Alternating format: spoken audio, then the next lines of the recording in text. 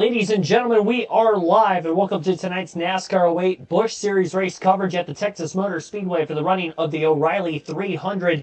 As we get set for this evening's race, this is going to be our first race, first stream in 3 days on the channel. I have been under the weather yet again. Unfortunately, this is the third time that this has happened over the last 2 months now, and I feel like I keep coming down with the same thing over and over and over again. So I apologize for that. I was actually sick and missed like almost a week worth of content, or actually it might have been a week. It was either 6 or 7 days I went without streaming. Felt too ill, too pretty much like, not that I was sick enough to where I couldn't stream because I was not any more sick than I was Tuesday night when I did stream. But I was exhausted by working a full day's worth of shift and still being under the weather. Luckily, with me having off of work over the last couple of days now, it is Saturday, recovering a little bit better, still under the weather, nowhere near as bad as what I have been the last 3 days, though. So I figured I could tough it out here today. We were going to stream at noon Eastern time. Figured I'd give myself an extra 6 hours, keep fluids in me, keep eating throughout the course of the day, try to keep my energy up. And hopefully by the time that this stream started, I'd feel even that much more better. So getting into this race here today, it is, again, Texas Motor Speedway. We were supposed to run this race on Wednesday night. It was supposed to be our next stream, so here it is. It's just a couple days late. Appreciate everybody for sticking it out. Hopefully I don't have to miss any more streams. The hope was to stream every day from the Clash to the Daytona 500. And unfortunately, that didn't happen because I did fall under the weather. So I didn't commit to the promise there. I apologize, but something came up. And I'm not one for getting sick often. We never missed a stream there for a long time when I first started the channel. So for me to be under the weather 3 times in the last 2 months, it does feel a little strange that that is happening over and over again. But needless to say, we're going to get into this one. I did qualify in the last place position. Yes, qualified in the last place position. I did not skip qualifying. I did practice. I was 13th in practice, so we'll have decent speed at least. But it's a glitch with this game where the speeds in qualifying and in practice for the faster cars are just obnoxiously faster than what I can run. I can't run those kinds of lap times. My fastest lap in practice, I believe, was about a little over a tenth of a second quicker than what I did put down on my second of 2 qualifying laps. So I did drop off a little bit there. As far as the fastest in practice and qualifying, I believe Clint Boyer will be on the pole, and he was fastest in practice. He ran a 28.4 in practice. Again, I can't compete with that, so I just got to hope he's not going to do that in the race. We are going to try to go for 5 wins in a row. We have won 5 races of the first 7 on this Busch Series schedule with Truex. The only other winners would be Kevin Conway, who got the win at California Speedway, and the only road course of the year at Boulder Raceway Park, won by Paul Menard, our teammate, of course, formerly known as Old Spice Speedway. Jackson Robinson, Ryan Berwick, thanks for tuning in. You two are the first in the chat below. Let's get this race underway. Couple hours of NASCAR content here on a Saturday night. Green flag is in the air, and yes, it is Clint Boyer on the pole. We are racing again here on the channel. 5 in a row for Truex, though. That'd be a heck of a feat if we could do this. Even being a Cup regular in the Busch Series full-time for this season. We've got a pretty big points lead already. About a 236-point lead.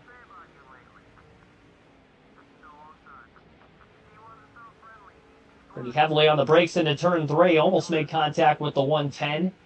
Slipping underneath the RB17 machine of Matt Kenseth as well. Boy, a little contact with him. Was not trying to do that. That drops Kenseth back to last. And Dale Earnhardt Jr. actually out in front of the field. I didn't check to see if Boyer led the first lap at the start-finish line or not. 3 wide to the bottom goes the 11 of Truex. This is tight. Oh, man, I thought I was going to go straight up the racetrack after making contact there. That was tough.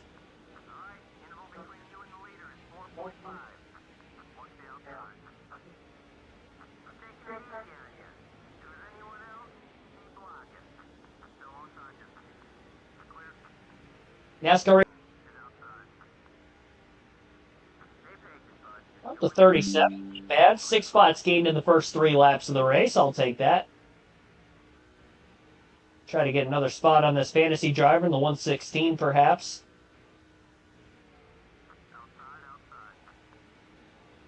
And we got him in turns 1 and 2. Trying to run down the 21 of Kevin Harvick now.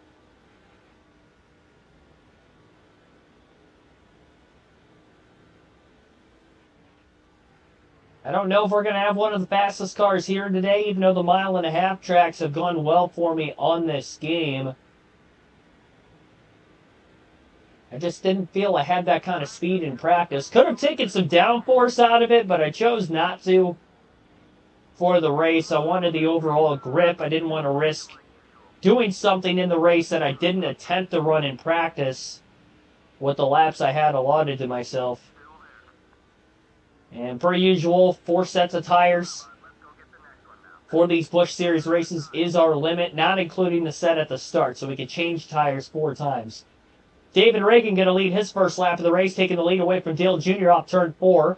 First 29-second lap time, turn that time for Truex, a 29.949. Am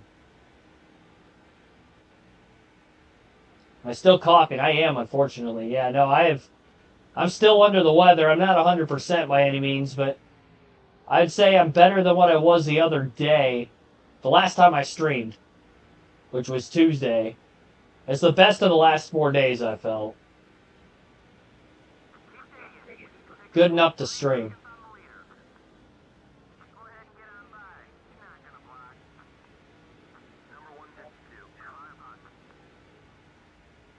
Making a pass once every couple laps now, once we got up to about 37. It's kind of slowly picking them off. It's what we have to do. Don't take too many big risks early.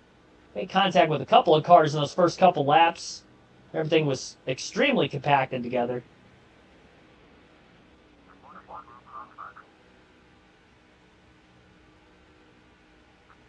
What do I think I have? I don't know. I'm just sick. I'm tired of being sick, too. I was sick for a week about, well, really, end of last month. And then I was healthy for about 10, 11 days, and then I got sick again. And it's different from what I had before, because what I had before was laryngitis, which that I wasn't... I would consider, yeah, I was sick because I had laryngitis, but physically I felt fine. I just didn't have my voice. This is more, I'm actually, like, ill this time. And I have my voice the entire time, but, you know, the typical stuffy nose, runny nose, coughing, typical, you know, seasonal cold.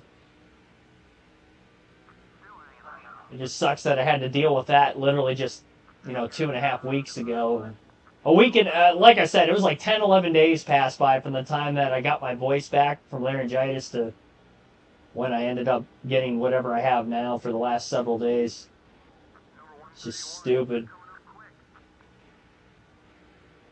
It sucks, too, because I'm really big into working out. And I will say when I had laryngitis, I think I only took 2 days off of working out. And the one day was a scheduled day off. And then I ended up taking another one off. That first day I didn't have my voice just because I would work that day and I wasn't feeling it. But, yeah, I literally haven't worked out in 3 days, so I feel like a slob right now with that being said. I'm going to try to force myself to doing it later tonight here after this stream's over. Maybe not immediately after, but get something to eat real quick, something light, and then I gotta do something. I can't go 4 days in a row now without working out. I fall too many days behind, and then I feel like I have to catch up, and you'll just never catch up. You just gotta get back into the same routine again. You try to act as if you're gonna catch up, and then you're gonna hurt yourself because you're overdoing it. Not letting your muscles recover properly. Sucks to be sick. It does. I've been sick more times in the last 2 months now. If I count laryngitis as being sick, it's the 3rd time, like I mentioned already on the stream, in the last 2 months. And this is probably the most times I think I've been sick in the last like three to 5 years. I'm gonna go that far because I rarely get sick. It's usually like a once every couple of years kind of thing. I think since having the channel now for about 3.5 years or so, I've probably only been sick before the last 2 months. So I'm not going to count over the last couple months, once or twice, where I've actually had to miss time because I was ill.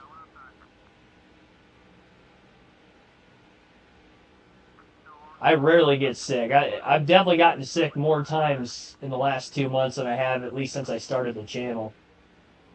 And I'd probably even go the first couple years beyond that too. Because even during like the height of COVID and all that through 2020, I never got COVID. I never got sick or anything like that once.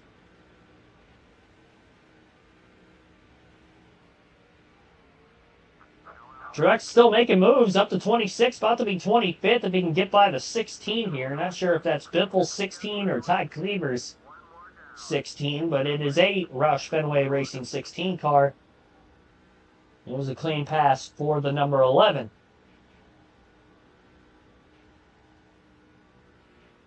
Leaving for Florida tomorrow.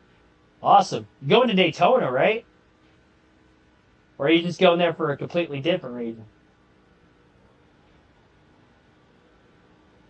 Hopefully you're going there for Daytona. That'd be pretty cool. You have to let me know how your experience would be. If that is the case. Oh gosh. Oh gosh. I was looking at the chat in a bad spot there. I might have lightly grazed the wall.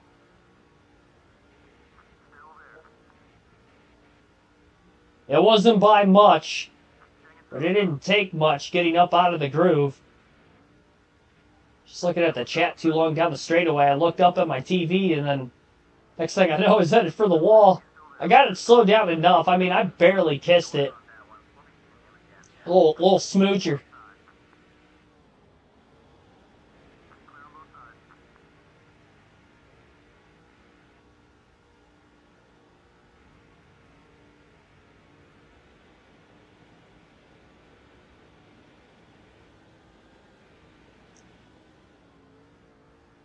World Series of Asphalt. New Smyrna.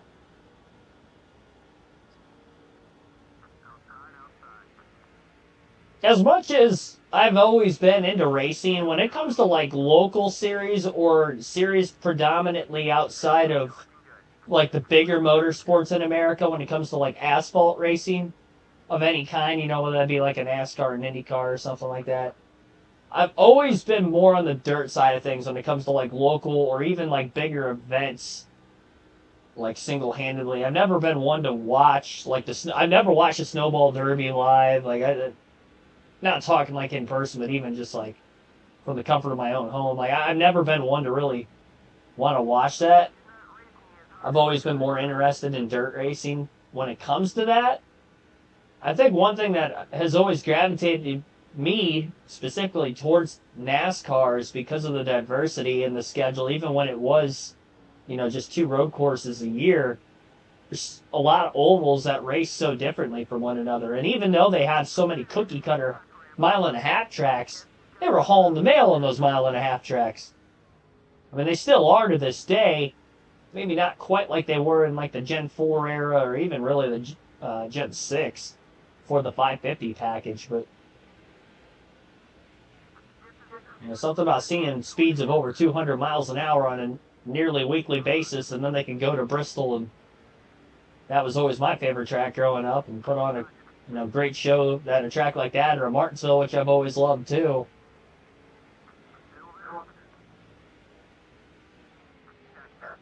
I've always loved that about NASCAR. Danny O'Quinn Jr. out in front. I know it's not Matt Kens at 17 because we had passed him earlier, and I don't think he'd ever passed us back.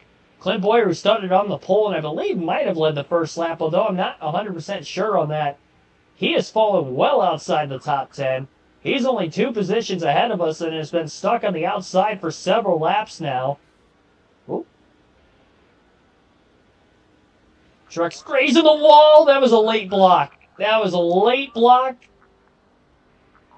Barely saved it. That definitely could have been an incident. had Truex not backed up the entry into the corner as low as he was down on the apron.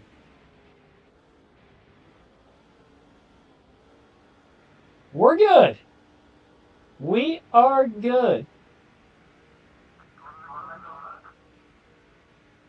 Mark DeMars, thanks for tuning in. NASCAR Late Model Series. That's an interesting one.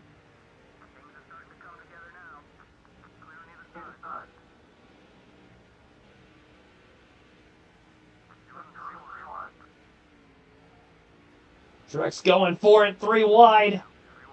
Squeeze Clint Boyer just a bit. Will make the pass on him. I think that might have been Jeff Burton in the 29 car who was up on the outside as well. Truex is up to 18th. Dale Jr.'s back out in front for at least the second time. So we work lap 24.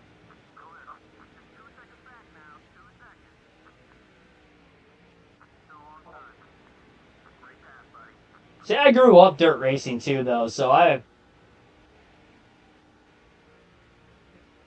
if I had grown up racing on asphalt more than, dirt racing, then I'm sure it would be the other way around, where I would watch probably more local short tracks on the asphalt rinks.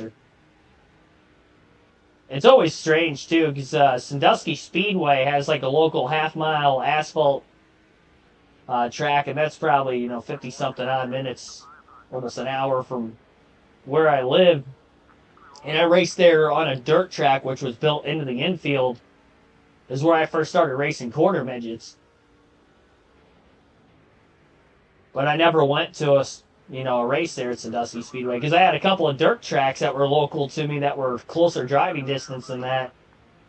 Plus, I'd race there on a Friday night. Last thing, my grandpa wanted to do if we were going to go to a local track, we were just going to go to the one that was like 15-20 minutes away from us. We weren't going to drive all the way back to Sandusky again the next day after we didn't get home the night before until like 2 3 a.m.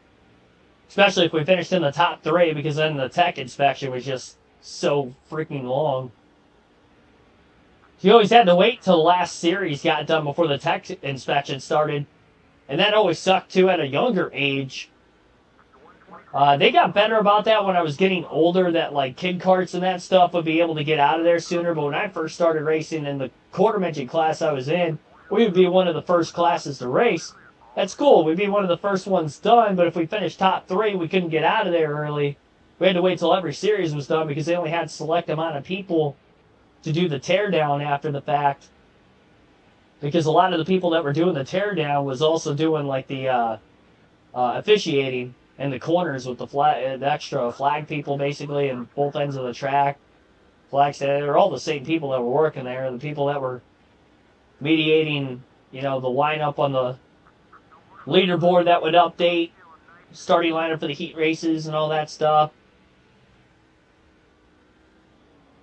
The money that was going out to the top couple finishers as well, they were all taking that. So pretty much everybody that had some sort of facet in working,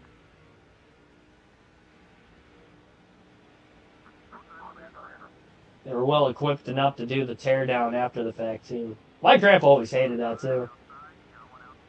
He always had so much pride and it's funny too because he wasn't an engine builder, and I think that was the big thing for him. So he was pretty good with setting up the quarter midget or the go-kart or whatever, whatever I was racing at the time. I went through various stages. He was good with setting that stuff up, but he had no knowledge on like engine related anything. And it was even kind of like that to a certain extent when he owned sprint cars back in the 80s and 90s. He would just kind of leave the engine to somebody else. Pretty much whoever would end up building the damn thing. So in the teardown after the fact, if we had won or finished second or whatever, and they'd have to tear the engine down, he would always be pissed off because they would give it to you in pieces. They wouldn't rebuild it. They would tear it down. And then it'd be your job to basically rebuild it throughout the week. So we had to take an extra trip to the engine builder that we had gotten our engines from and asked him, or had to pay for him to rebuild it back again. Yeah, I can always remember that. He was always a hothead too, so it was kind of funny looking back on him. He's just cussing Cussing whoever's tearing the engine down. He's watching him take it down. Why do you gotta go and tear apart a perfectly good engine? We weren't doing anything wrong. And then, like, they get done tearing it down, and then he'd be like, "Oh, you didn't find anything, did you?" Nope. I told you. Cussing him out. It was great. Oh! Sorry, Kevin! He just... keep it off the wall. Oh, Kevin. Caution. We got Yeller. Man, I'll tell you what, I made contact with him, he wouldn't get off of me. He just kept spinning down the track. You would think with the banking the way it is, usually they go up and then come down. He never went up, he just stayed glued to my car and kept coming down. Caution's out for the first time. This might lead to pit stops.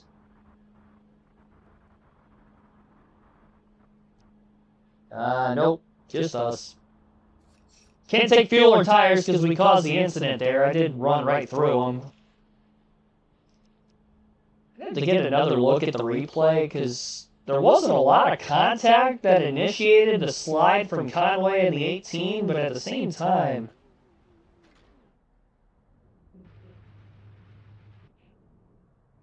Yeah, I slid up a little bit.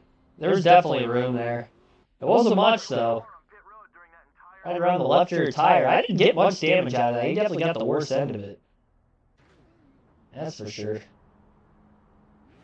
Alright, well, green flag back in the air. Got one Pablo Montoya leading the race? I can't tell. The track map. It looks like the 42. Got one car out. So that's why we're in 42nd rather than 43rd. And now with the single file restart, it's going to take a little bit longer to try to get through this field, I believe.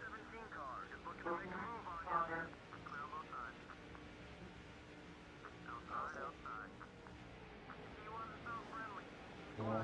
Shoving. Again. I don't know how I kept it off the inside wall. He was turning my car down there so abruptly. I think it was just the way the corner was angled on the apron that the wall basically kept wrapping so tightly around the bottom that by the time we got so far through the corner, it was starting to get away from us more rather than us getting closer to it. If that had been a straightaway, it would have been a whole different story. Being in the middle of the turn like that, that was definitely a weird physics spin between the two of us.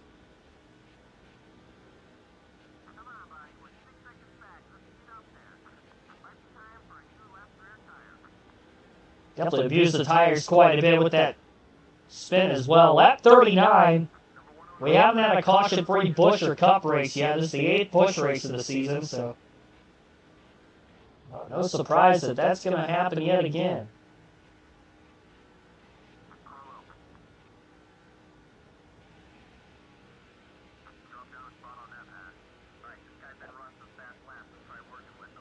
Got past the fantasy car. David Reagan leading the field in the 6th car still. It's kind of strange, too. Yes, we've won 5 of 7 races. The only 2 races we didn't win, we didn't finish in the top 10 either. 11th and 20th. California was the 20th place finish. And then 11th at Boulder Raceway Park. Having the problem we did here at Texas, we haven't even cracked the top 10 yet. We're now 41 laps, so we're far from the top 10 with where we sit currently as well.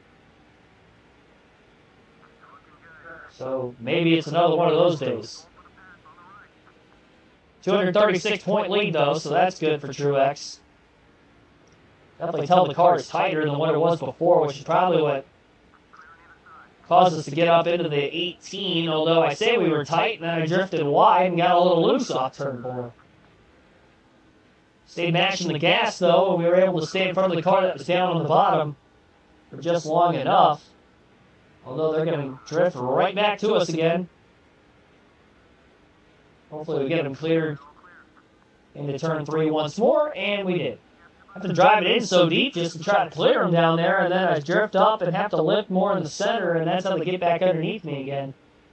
That's how I was able to get a second cut in the middle of the corner and get back down to the bottom before he was able to get there. I'll tell you what, something else is being a little under the weather. I am burning up in here. It is hot.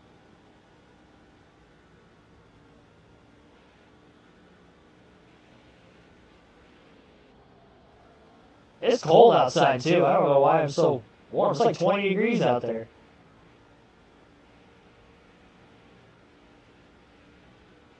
And it's snowing right now. We're supposed to get 1 to 3 inches. I had almost an inch on the ground by the time the stream started.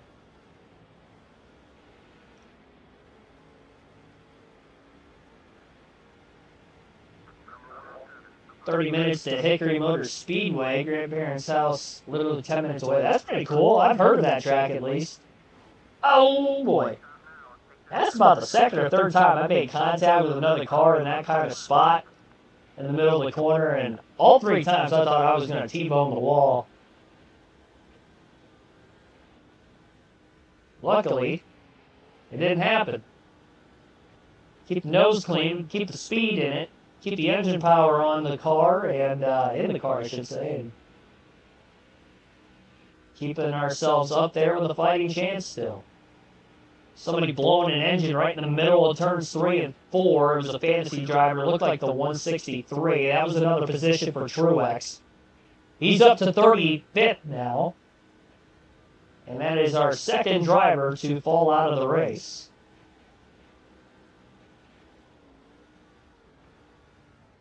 Yeah, the car's just getting tighter and tighter.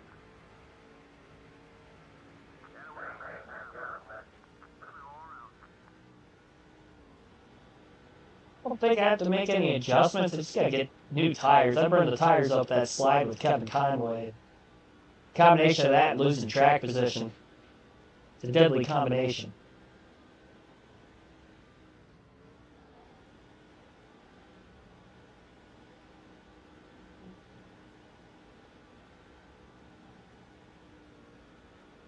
Michael Turner, thanks for tuning in as well.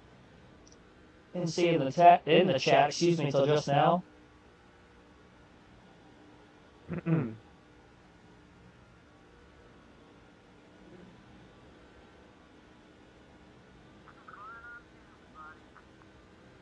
Quarter of a tank of gas left at this point in the run. Most of these mile and a halves would go around 60 laps. Atlanta, for some reason, we were only able to go about 55 to 57.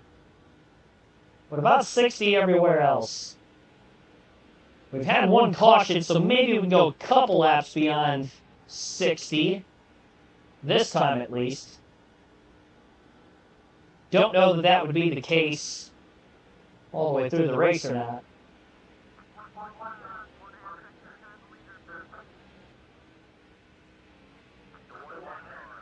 John Fleming, thanks for tuning in. An echo going on with the audio. Is it with the mic, or is it with the race audio on the game, the gameplay?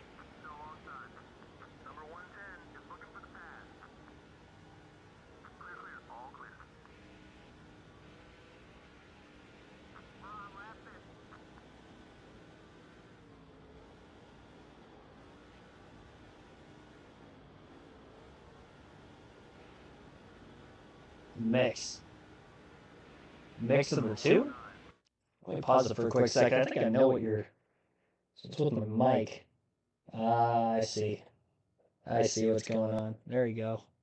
I fixed that. Thank you for that. Yeah, if there's ever anything wrong with the stream, guys, don't hesitate to speak up in the chat.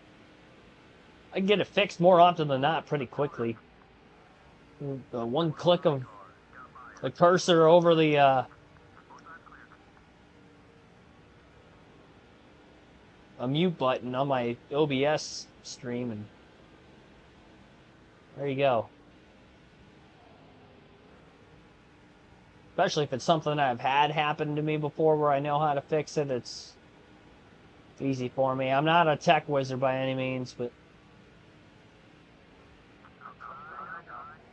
It was a big slide. Big slide. Yeah, I don't know what I was doing there. Well, actually, what I was trying to do, I knew what I was trying to do. I was trying to pull a NASCAR 07. Somebody tries to take my line away at this racetrack. They clip the apron. They go straight up the track and potentially causes an incident. That's what I was trying to do. Because I needed caution. I want to have to pit under green if I could help it. I actually sped on pit road when I pitted during practice. It's 2 miles per hour over the limit. The commitment line was a little further ahead than what I thought it was. But I still sped. I thought I was going to speed by a lot more. And then the closer I got to pit road, I'm like, oh, I might actually back this down in time. Nope, still didn't. I thought I was going to go like above 90 miles an hour. I just could not get the car to slow. I have no problem saying anything. Well, that's why you mentioned it. It's probably been going on since the start of the stream. That's why I mentioned that. Oh my gosh. JJ Yaley almost coming to a complete stop. It caught. Oh, I spammed through it. I don't know what happened there. Caution's out. Yeah, I don't know what happened. Well, we're going to have to pit here. We got the caution. We had some cars on pit road when the yellow flag came out already, so I have no clue how this is going to cycle us. And everybody's coming down from 4 tires. We didn't have much damage, at least from the contact from Yaley. I didn't mean to spam through it there. I was trying to get back into the throttle, and then the caution came out, and they're going to take that quick cut to the replay. No clue exactly what happened. Honestly, as many cars came down to pit road, and knowing that I stacked up into JJ Yaley, I'm not surprised that somebody might have done that behind us and wrecked. Michael Bumgarner, 2024 champion at Hickory Motor Speedway. Yeah, I was wondering who that was when you mentioned it in the chat. I wouldn't have known who that is. Yeah, we've definitely gained some track position. Wow, that worked out wonders for us. 7th place, race high for Truex, lap 57 on the restart. Dale Jr.'s found himself back in the lead again, our teammate. And we are racing here at Texas. Again, that was our second caution.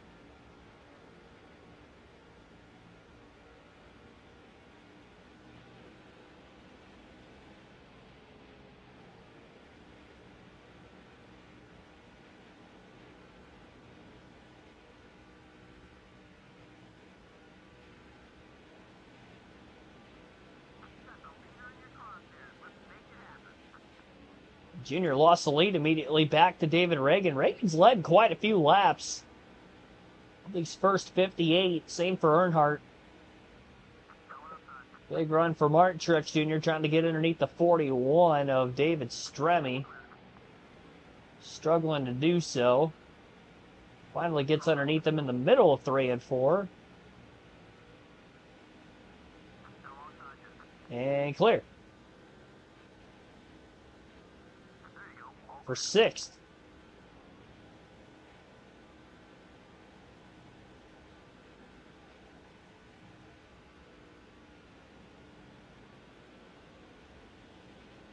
Montoya's still up here. He led already at one point in the race as well.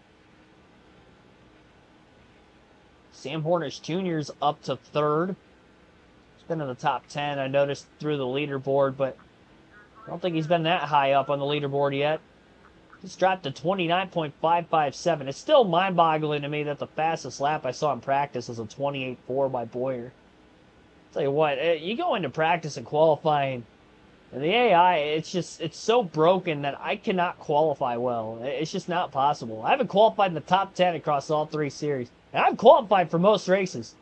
You guys see me starting last like I did today. It's not because I didn't qualify. It's because I qualified last. We have speed in the race. But it doesn't make sense. You got guys running 28.4s, and I'm running like a 35. Like, over 2 seconds off.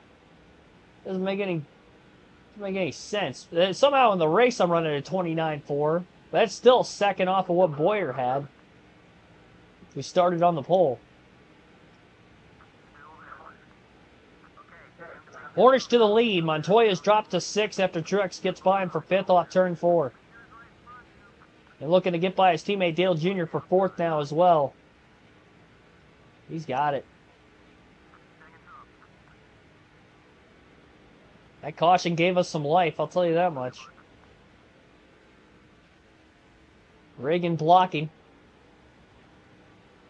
Junior better be careful. He gives up too much of that bottom. Montoya might get around him. Reagan trying to go for second. I don't know who this is he's battling with.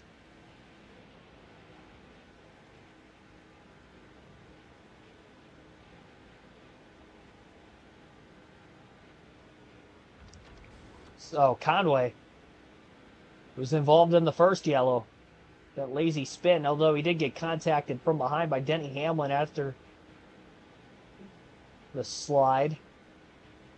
He started drifting back from the apron up onto the racing line. 29.357 that last lap for Truex. Some quick laps being ran here at the front of the field.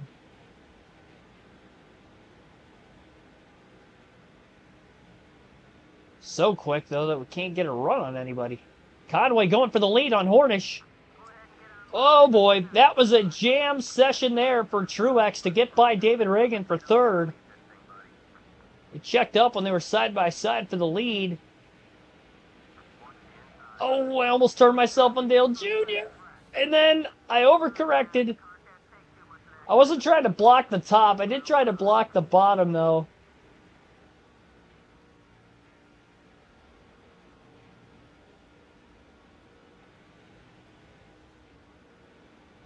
Car just kind of drifted back up there, that second pinch off in the dog leg. They weren't big hits. I mean, that's I've been fortunate. I made contact several times with drivers, but they haven't been big hits. So we're still keeping the speed in the car, which is good. A low line entering turn one. Clearing Hornish for second, and now trying to go after Conway for the lead. You know how testy that this was for a battle earlier. Do I watch the Cars Tour? No, like I mentioned already, I don't really watch a lot of touring like asphalt, short track. I usually watch dirt racing if I'm watching anything that's not like a bigger motorsport in the U.S., I guess.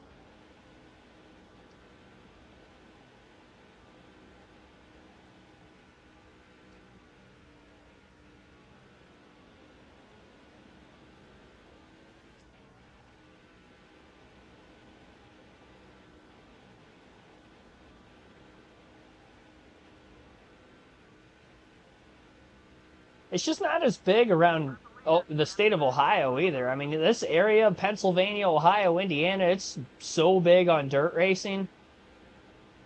That was probably part of the upbringing there, too. That factored in. There are so many, like, local dirt tracks that I was racing at when it came to running quarter midgets and all that, go-karts. And that was just within, like, a 2 to 3 hour drive of me, and I probably raced at least a dozen different tracks over the years.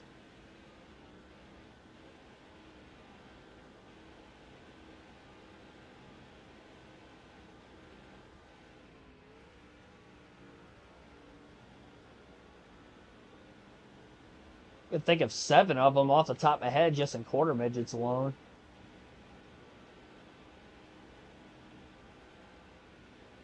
I ran at least once.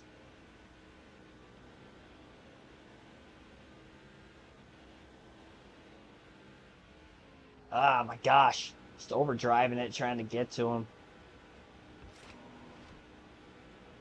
I'm convinced the Intimidator button does not work in this game. I've tried it. So many different tracks, so many different series, so many different drivers, and it just does not work.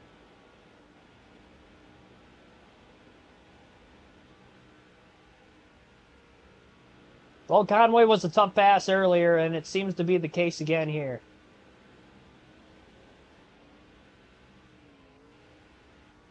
Primarily one groove Texas Motor Speedway.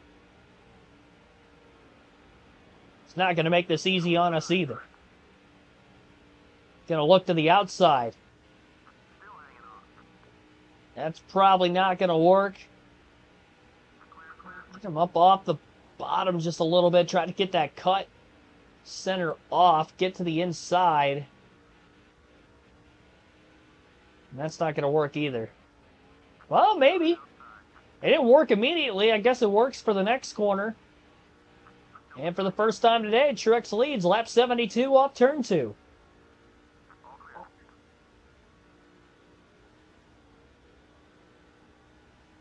New leader, Ricky Bobby. Oh, shake and bake move right there.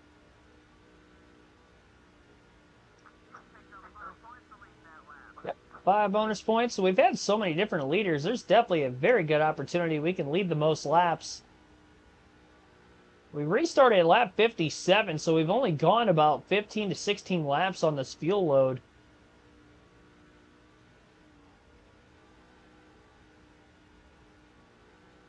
Formula One continuing to get bigger in the U.S. Is it actually, though, or is it flatlined?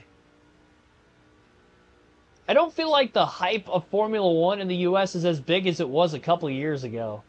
I could be wrong on that because I don't have the numbers to back my statement up, but I feel like the roar of it from motorsport fans and or just, you know, people that didn't really watch motorsports, but then on Netflix, you know, watch the Drive to Survive series, so I just thought that Formula One was more interesting.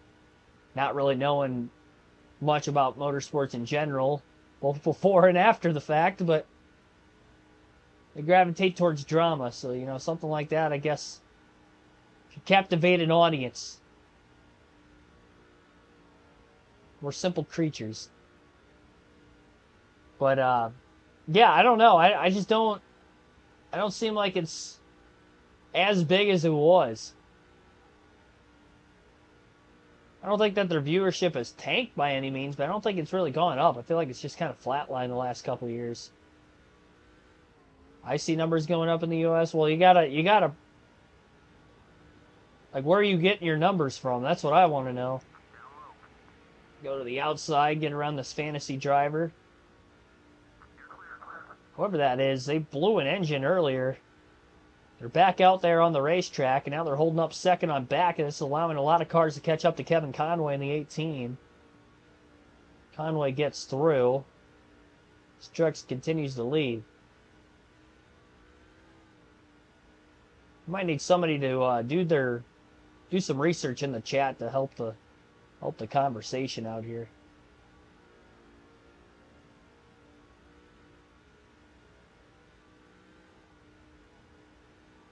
I think the bigger specific ones, just like if somebody can look up the TV viewership for the U.S. races for Formula One year over year since, well, this is only the second year they had Vegas. So just like look up Miami and Coda. I mean, I guess you could look up Vegas from 2 years ago to last year.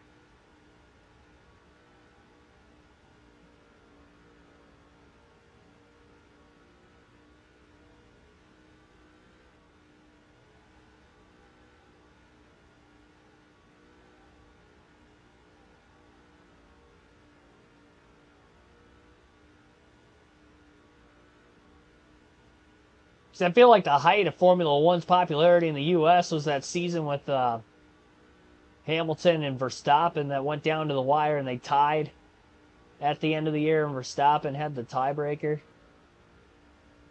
I get that right? Yeah, he did win that. I was watching that race, I should know. It's like one of the few Formula One races I've ever watched. I didn't watch the whole race, though. I tuned in like halfway through it. Because I realized it was on, and I knew what was at stake.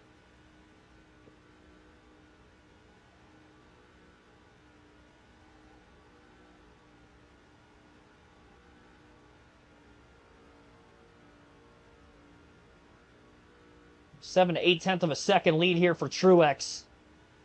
And it took us 72 laps to get to the lead. We got aided by that second caution just after lap 50. We're getting close to our pit stops. Caution came out right in the middle of it. Gained a ton of spots on pit road.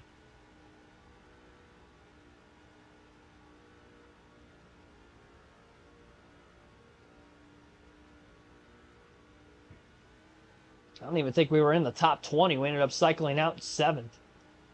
It's a great pit stop by the pit crew. There definitely could have been quite a few drivers that had a penalty for pitting under the caution. Because that yellow flag came out as we had cars hitting pit road, and that definitely could have gained us quite a few spots as well. So this is a very timely caution, to say the least.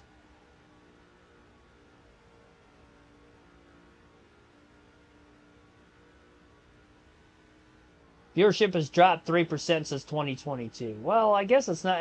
I'd call that about flatline then. Just because year over year, you know, if you're only losing that much, I mean, that's only a 1% drop per year. Not even per year. It's barely over a 1% drop per year. Vegas Grand Prix has an earlier start time. It better. Didn't it start at like 2 a.m. or something ridiculous recently? Like my time, so it would have been 11 o'clock local time. That's pretty stupid how it started that late. I don't know whose idea that was. I'm sure people in the city that didn't have anything to do with racing going on, if they weren't already ticked off about the road closures with it being a street race, they were probably ticked off to hear race cars on the track at like 1 o'clock in the morning by the time things got over. That was such a poor idea.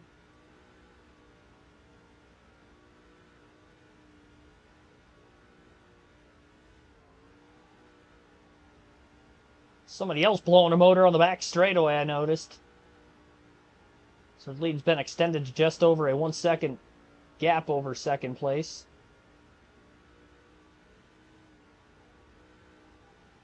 One Eastern in the morning, right? Yeah, that's late. And we got a caution.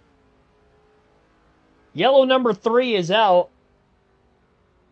I think we're going to pit here because I think the window to make it on 2 more stops is open. It's going to be, debris on the 163 as his hood had fallen off. 131, excuse me. Yeah, that's pretty much flatline. I don't think it's growing in the U.S. anymore like it was. I'm not going to call... I'll be generous and not call that a decrease, though.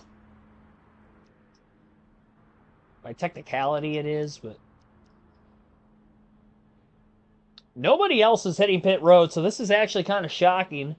It's going to put us back in traffic, but I believe the window is going to be open for us to make it on 2 more stops, 1 more after the one that we currently have.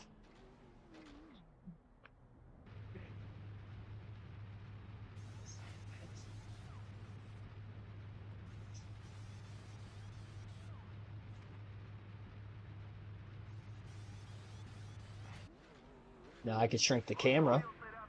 I don't know if I can shrink myself, but I can shrink the camera. There you go.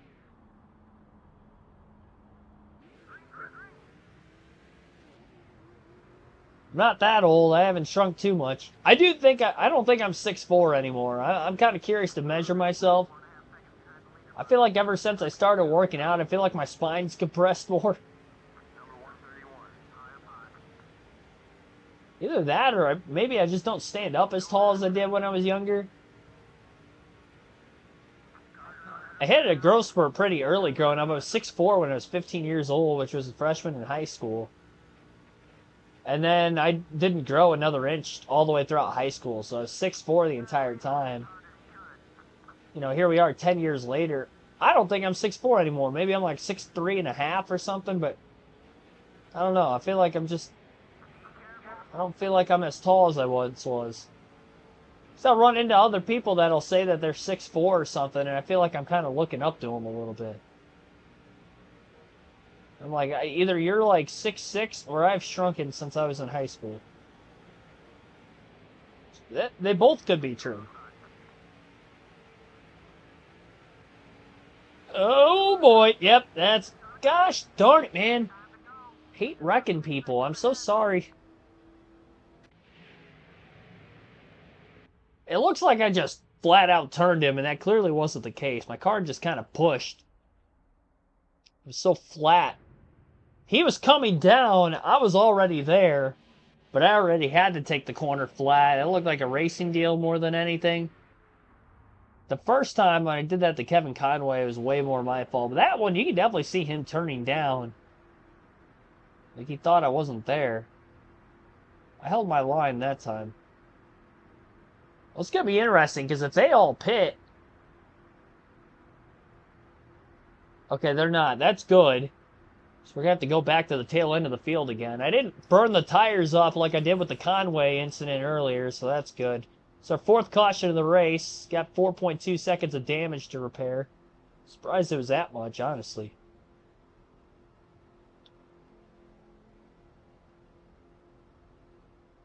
What kind of cars did I drive? It had to be tight. Are you talking like just like regular cars, or are you talking oh, dirt cars? My bad. I didn't see that. That's what I get for trying to paraphrase your comment.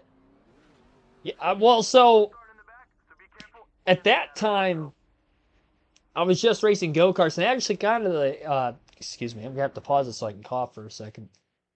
Let me mute the mic.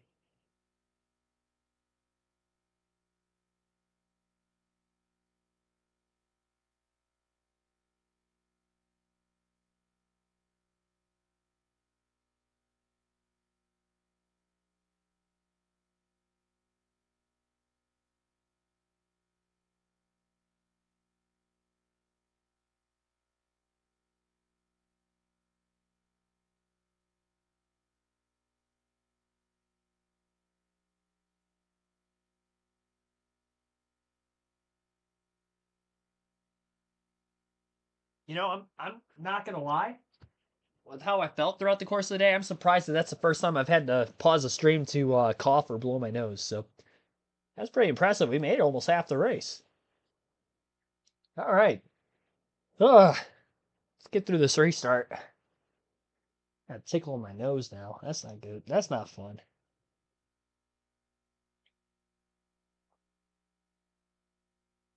Yeah. All right. Try this again. Yeah, so I was 15. Yeah, I just raced, you know, standard go-karts. They were kind of full-bodied the way they were built, at least the ones I raced. It wasn't like those open-wheeled go-karts that you would see on, like, asphalt road courses and stuff like that. Not those kinds of go-karts. Although the build was similar on the chassis side of things. They were exactly the same, but we had more of a full body around the front of it. And then the rear tires were open, so you still didn't want to make contact like right front over left rear or over the right rear tire, because you would still catch air, but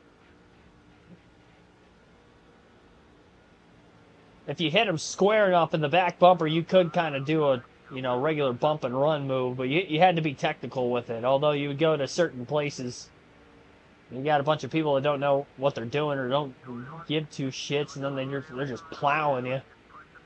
Try to make passes. Kind of similar to, you know, like how the truck series gets out of control at like a Martinsville nowadays. It's kind of like the same thing, you know. It's just the way the youth tend to drive nowadays, I feel like, and you get a bunch of them out in one track at the same time and drive like a bunch of morons. I grew up with that too.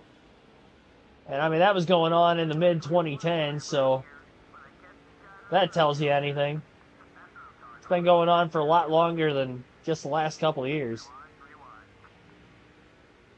And a slow car stacking everybody up, and Truex is able to gain about 9 positions since the restart from 41st to 32nd. I'll take it. It was definitely crammed, and I think that's another thing that kind of hurt my performance as I got older. Because there is an aerodynamic side of things when you're go-kart racing. Obviously, me being as tall as I was, we tried to lean myself back in the seat, so when I was sitting in it, it wasn't like I was sitting, it was more like I was kind of laying down in the seat and racing from a laying down, half-seated position. the seat was obviously still, molded to my body, so it was a tight fit, but yeah, I was definitely, by far, I was the tallest person I ever ran into anywhere we went racing. There might have been somebody that was my height or taller. I don't remember that being the case. There was somebody that was close, but I was still a couple inches taller than him.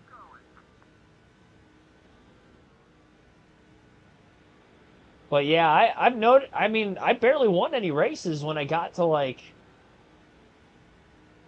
the later stage of me actually racing. I think from when I was like 17 to 19, I only won a couple times. And I was still racing like, every week, every other week. I've been getting good finishes together, run second, third, fourth, fifth, whatever. Because I was still in the hunt. There was I got to think of what year that was. But I think it was one of those years I was in the hunt for a track championship. And we were tied going into the last race of the season. I don't think I had won that whole year. I almost pulled off a Ryan Newman 2014. It basically was Ryan Newman 2014 because I did finish second in the championship. I didn't finish second in the finale, but I finished second in the championship, and I didn't win a race that whole season. So I was still competitive, but I mean, yeah, there definitely was an aerodynamic deficiency there and it wasn't a weight problem, so it wasn't like I was giving up a lot of weight because I was always super scrawny. I think when I graduated high school, I was 155 pounds, something like that, at 6'4", like I was light. I was still 160 up until like probably 3 or 4 years ago.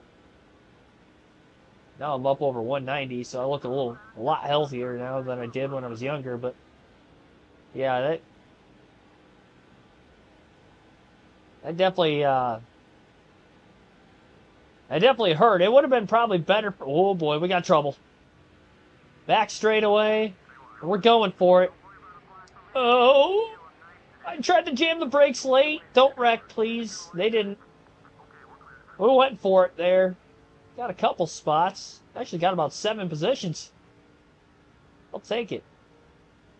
Lap 104 up to 24th.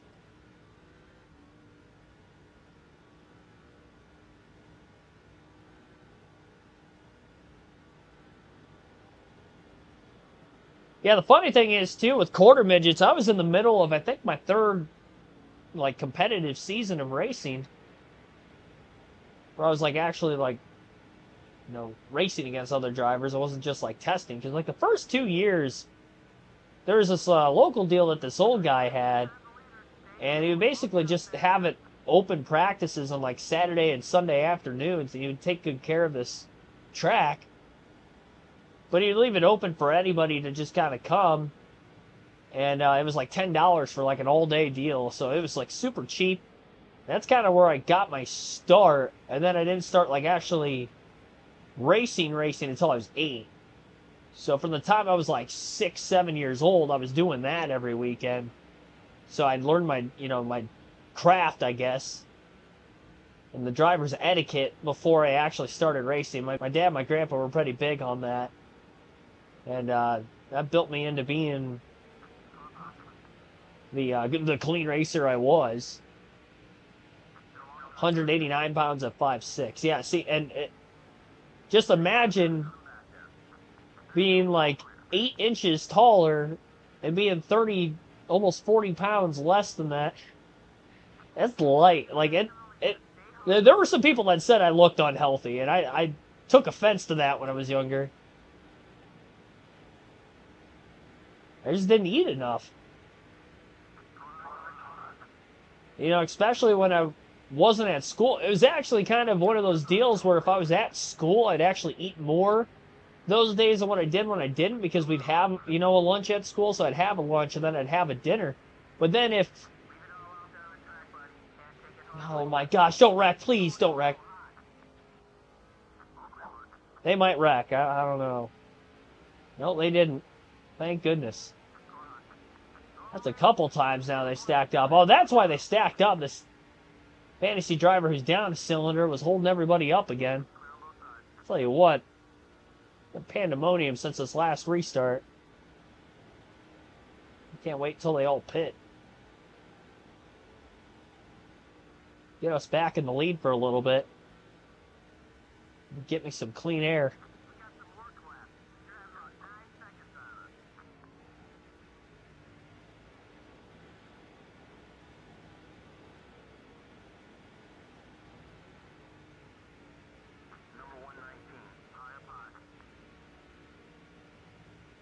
Yeah, I always thought when I was growing up, too, that I was eating a lot because, you know, the one time a day when I would eat, if, you know, which would usually be about dinner time, I was eating a lot. You know, my parents would probably attest to the fact that I was eating a lot. But then what they didn't realize, especially during the summer when they were at work, I wasn't eating at all throughout the day. You know, in that 6, 7, 8 o'clock window when we'd have dinner, you know, my dad would order pizza and I'd eat like over half the pizza. It'd be like, geez. And then, you know, I just didn't eat. I wasn't hungry. I was always active. You know,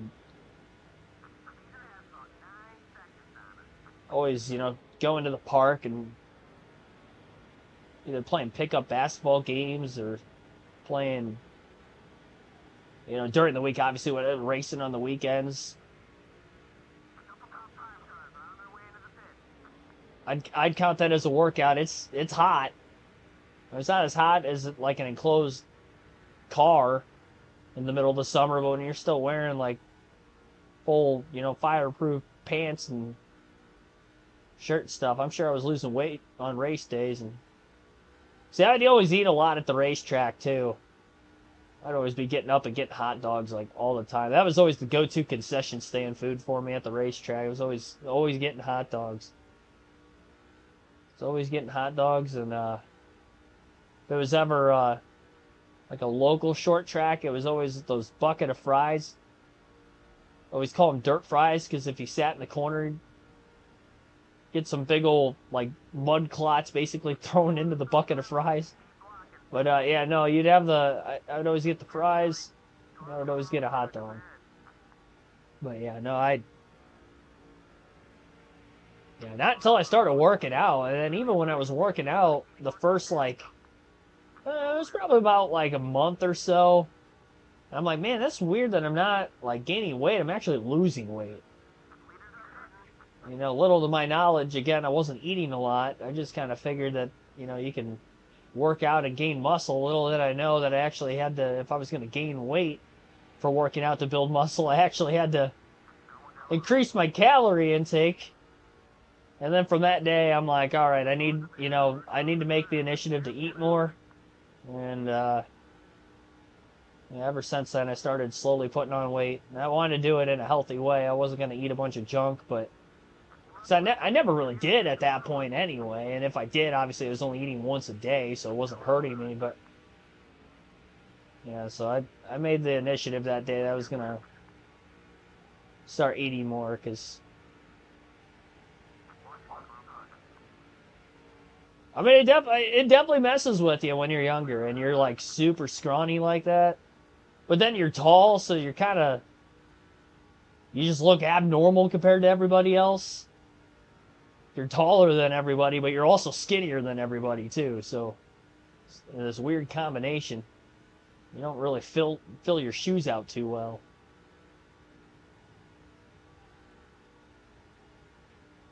Coordinated, yes. Was I a klutz? No, but my movements probably looked a little funny, though, from the outside, I'm sure.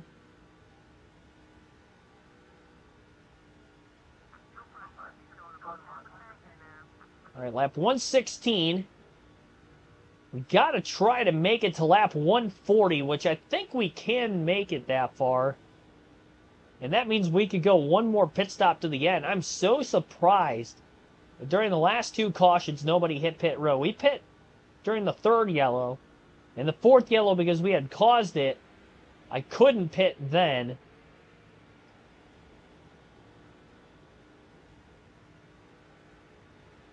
This race stays green to the finish. Truex has us in the bag.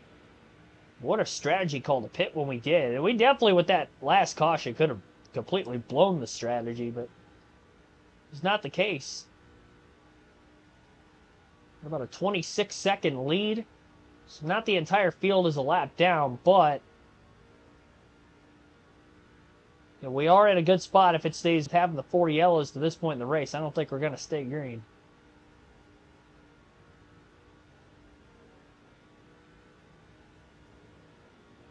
$10". Yeah, I might have said 8. My bad. I did my math wrong there. I am good at math, believe it or not. Forget the fact that I messed it up. Going to get by Hornish and Hamlin, who made contact with each other. Hamlin tried to cut Hornish off to keep from getting trapped behind the lap car, who was slowing him up on the back straightaway. Hornish still stuck behind that guy. So now Hornish and Hamlin are both a lap down. I'm not sure exactly what positions they're in. Looks like 6th and 7th, so only the top 5 are on the lead lap. Again, if you're wondering why I have such a big lead, it's alternating pit strategy here. With pitting during the 3rd caution out of 4 on the day. Just still so shocked that nobody else decided to do that. I noticed we were after lap 80, so I knew our window was going to be open to make it on 2 more stops from there. Now you got David Reagan in front of us about to go a lap down in the 5th place position. Truex hasn't led a lot of laps up to this point today, but might be the guy to beat right now. Definitely is, without a caution flag. And even if we did get a yellow right now as well, he'd be very much in contention. Despite the fact that he was 15th before the pit stop started. We were 13th in practice. And the cautions, believe it or not, have really fallen our way for most of the race. The 2 that I wasn't involved in. They both helped us out considerably.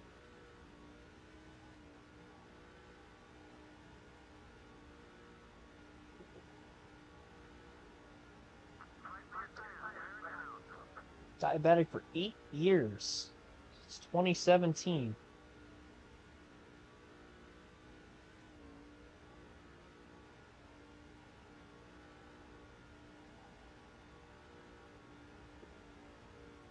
Yeah, I think one thing that's always helped me too with wanting to just like look healthier, be healthier growing up too is I'd always been around people that made very unhealthy, bad habits. Both my parents smoked cigarettes for a long time. My grandparents smoked cigarettes for a long time. Well, actually, my grandma still does. She should not be smoking cigarettes. She's over 70 years old. My grandpa only stopped because he's on a ventilator now. So he legitimately has to stop, otherwise he'll blow the whole house up, but my grandma still goes outside to smoke. Then my dad, I can recall him quitting on 2 separate occasions. There was one point he quit for like 2 or 3 years there, and then he went right back on it again like 5 years ago or so. My mom doesn't smoke cigarettes anymore, but she still smokes pot, so I mean, it's still not helping your lungs out any. Yeah, their lungs are garbage. Especially my dad's. I mean, he's not even 50 years old yet.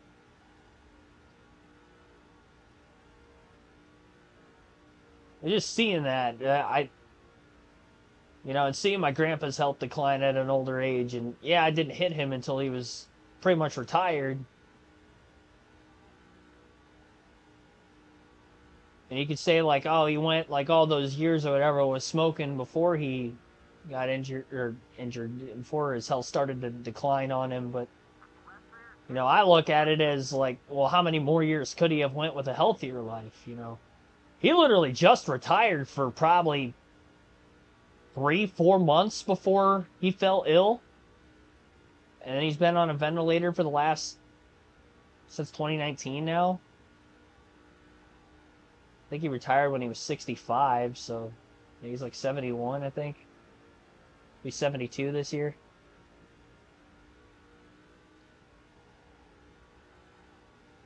I wouldn't want to retire and then, immediately after it, I want to be able to enjoy retirement, I guess is what I'm getting at.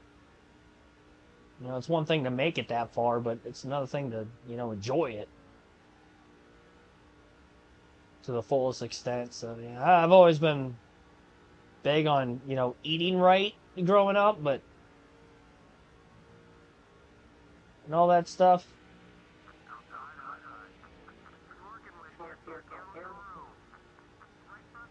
That's probably why my sister's in medical school too, honestly. Like, I haven't talked to her on a deeper level like that before, but I wouldn't be surprised if that's what steered her in the right direction, because I mean, obviously she saw all the same things I saw growing up, so.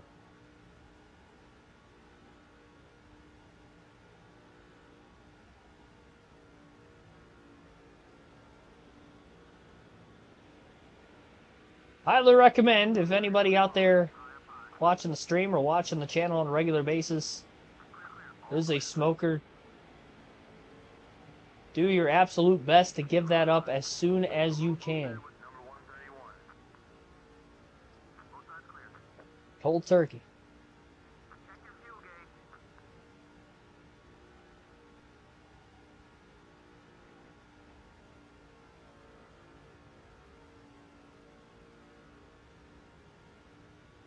You can contact that tight pass on the lapper. Gotta go 10 more laps.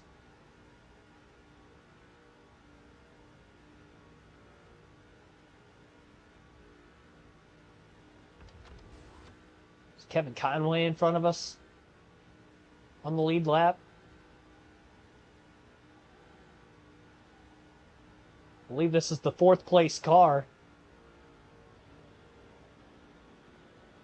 Even on slightly older tires, not a big amount of older tires, but it is slightly older, we have put some time on 2nd place. It was 26 seconds. And I think we're getting through the very slow lap cars. There's 2 of them that are down a cylinder on the track. I think they're holding them up just enough, and we're managing our lap time enough. The other laps around the track, we're able to hold them all up. Conway's a lap down. First car lap down would get the free pass under a circumstance if we were to get a caution. So this race is never going to be completely out of reach. Dale Jr.'s in 3rd on the lead lap, and so is Danny O'Quinn Jr. in 2nd. Outside of course, Martin Truex Jr., who leads, but Truex is going to have to pit soon. So we're going to see quite a few cars get their lap back temporarily until they all have to make their final pit stop of the night.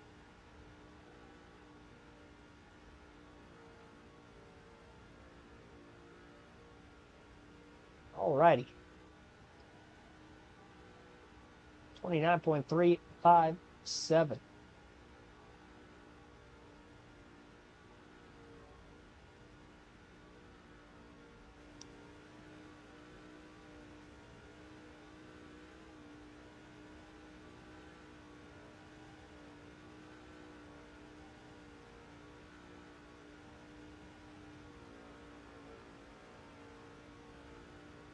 Next car up ahead's a lapper. 116 it looks like. I was going to say, definitely didn't look like Dale Jr. It was the last car in the lead lap.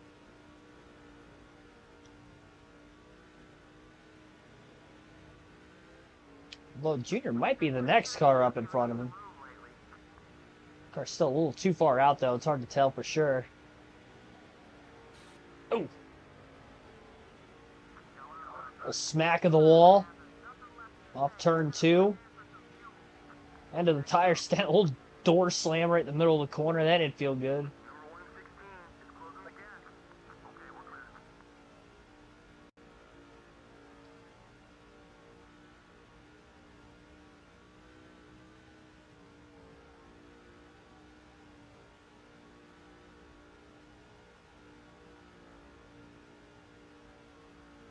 Nope, that's not Dale Jr.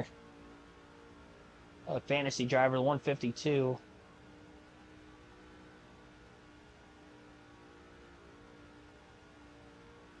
Starting to question where Dale Jr.'s at now.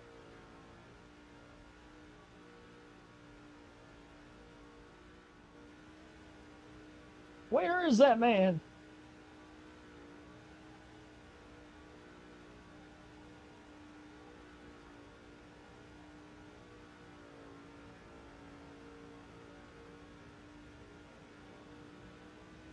Oh, he's getting held up. Oh, that still might not have been... No, Dale Jr.'s up to second now. He got by Danny O'Quinn Jr. as we slapped the wall off turn 4. Had to pass the lapper around the outside, and I tried to hold the gas down like I was running the bottom all the way through the corner. And that clearly did not work.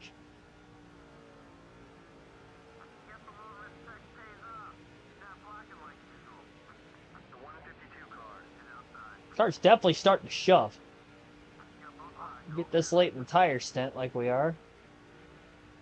Is that Danny O'Quinn Jr. though? Nope, it's not him either. Oh my gosh, every time I'm trying to pass a slower car than me on the front stretch, I hit them almost every time. And I swear I'm holding my line too. I'm all the way down on the bottom trying to give them plenty of room, and they just crowd the hell out of me.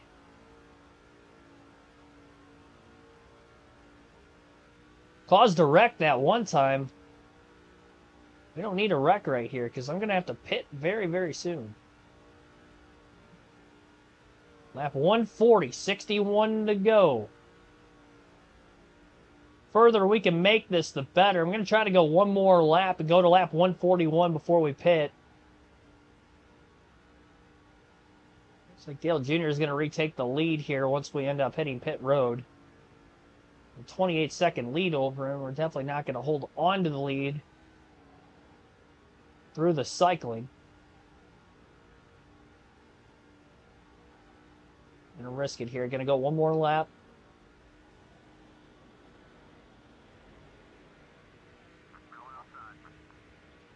Pretty good with managing fuel, especially in the middle, early going of a race.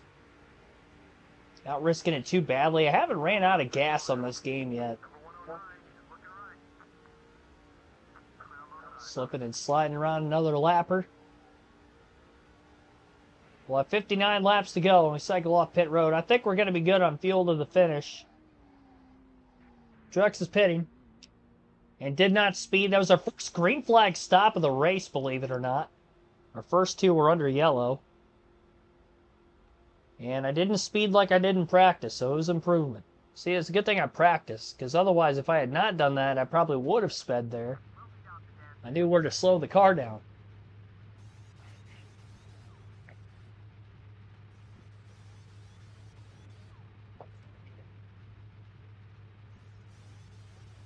Okay. Clean stop.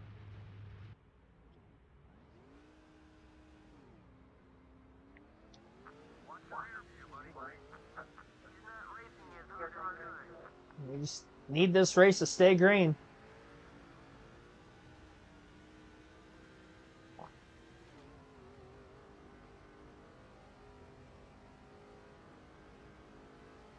We're actually still in third. 12.2 seconds, 12 seconds off the lead.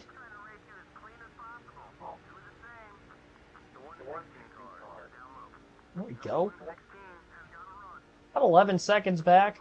11.2, 11.1. That's pretty good. Less than 11. We got the fresh tire advantage now. Yeah, we desperately need this race to stay green.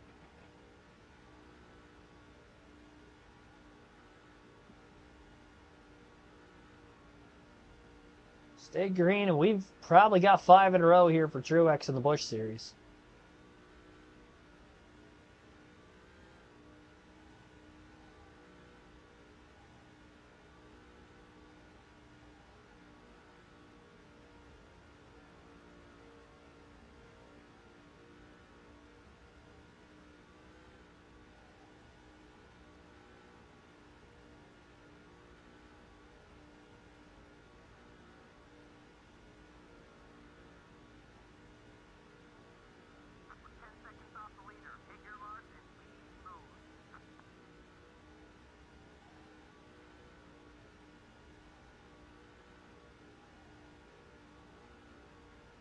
That leads down to 10 seconds.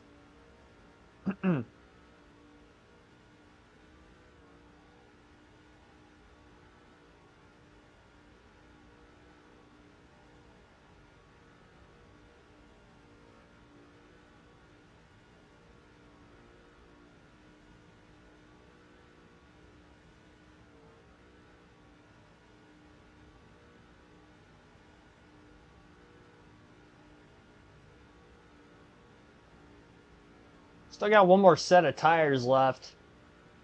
If we were to see another caution in an instance where we don't have a lot of cars on the lead lap, which would be pretty much after everybody pits under green, because then we would be the last car, one of the last cars and only cars on the lead lap once everything cycles through.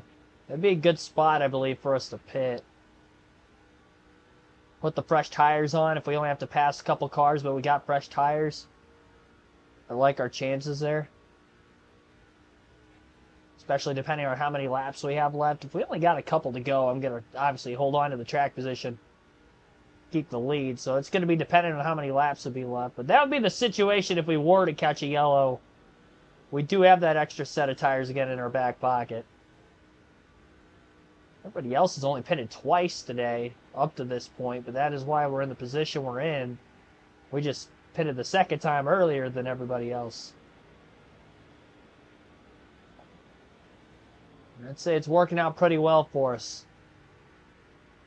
Got the slow car down a cylinder.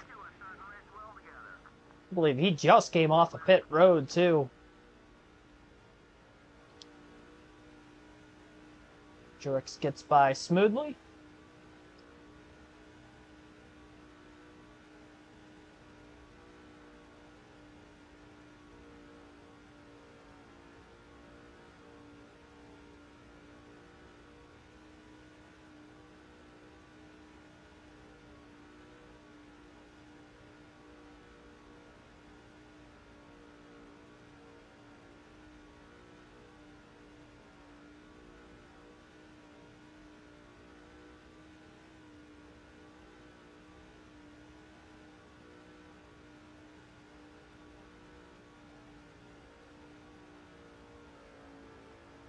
I didn't realize my camera's still in the way of the lap time. I apologize for that. Let me move that down a little lower. I thought I minimized it enough earlier.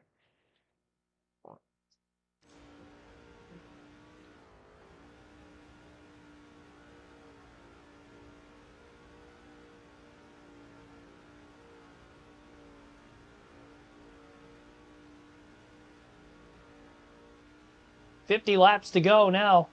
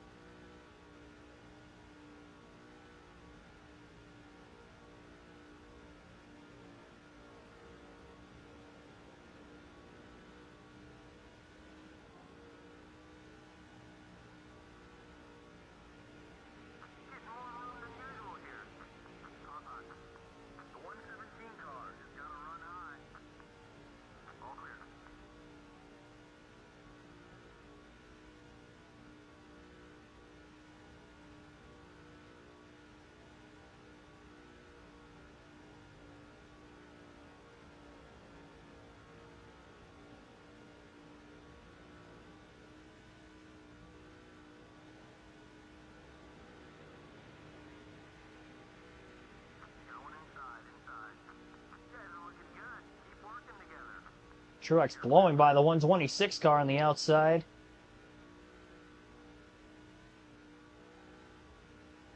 Less than 9.5 seconds off of race leader Dale Earnhardt Jr. And Jr.'s got a lot of heavy lap traffic around him if you look at the track map.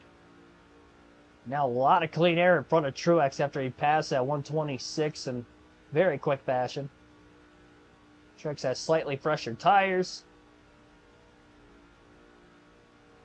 Everybody else still has to pit one more time in this race, other than Truex, who should be good on fuel to the end.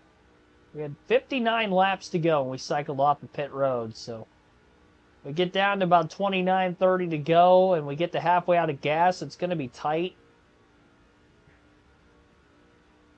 Should be around lap 170, 171, 172. And we might have to start backing it up a little bit.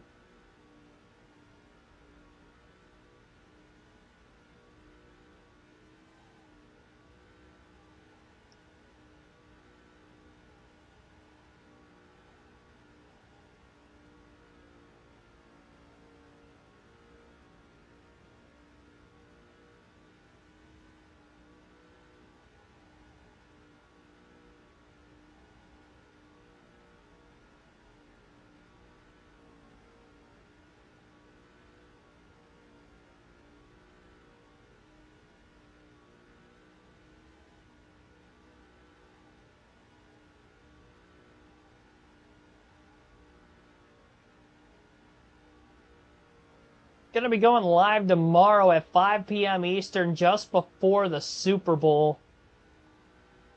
Have ourselves a little Super Bowl pregame stream, and it's going to be a 50% race at Phoenix on this Busch Series season.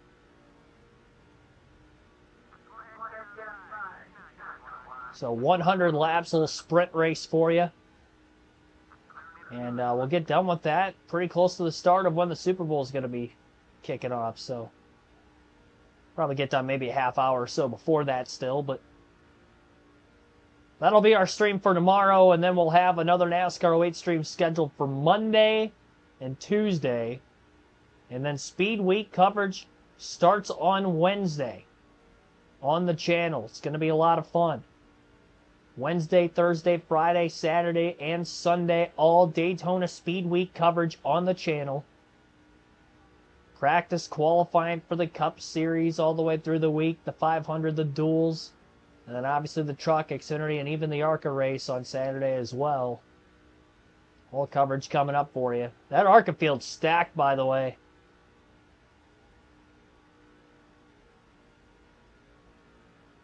First time ever you're going to be seeing the likes of Helio Castroneves and Cletus McFarlane on the track at the same time, assuming they both qualified for the race. What a crazy lineup.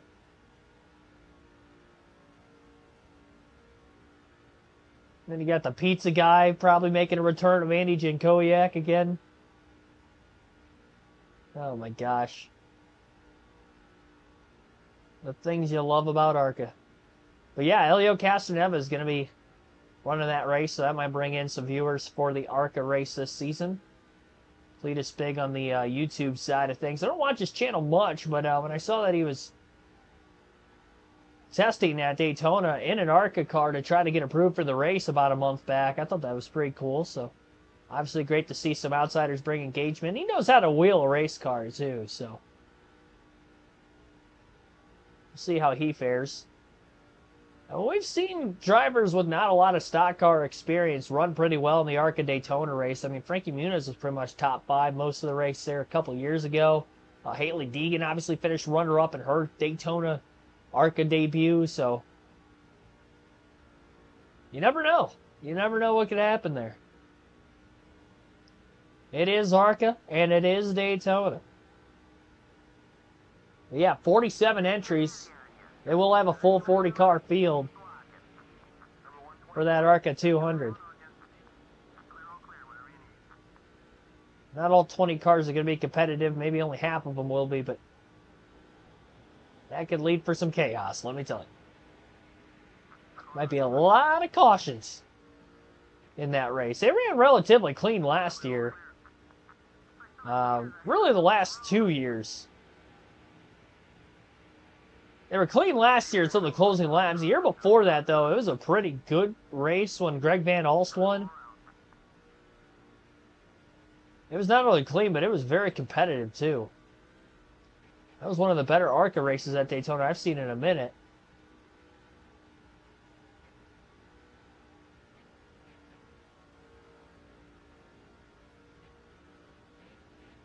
ARCA's going to be on your local Fox station. Oh, that's pretty cool. Is it not on FS1? I was thinking the race was going to be on FS1. To check into that a little more. Guess with some of the bigger names in the race, maybe that's why they might have moved it to Fox. Full field might have factored into that as well. I mean, you're going to see as many cars there as what you're going to see in the 500. Almost. I mean, I guess we could have a 41 car field for the 500, depending on where exactly Helio Castroneves qualifies on Wednesday night.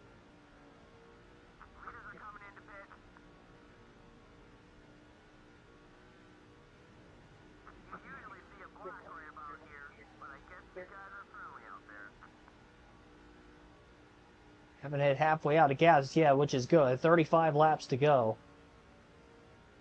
Dale Jr. did hit pit road recently. Same for Danny O'Quinn Jr., who were the only two cars out in front of us. Still several other cars on the lead lap that haven't pit yet or on their way to pit road. We'll see exactly where Martin Truex Jr. is going to cycle in comparison to the rest of the field. Everything lays out. He's got a little over a 20-second lead. So he's probably lost a little time. I mean, it was about a 28-second lead at one point before he had made his green flag pit stop about 27 laps ago.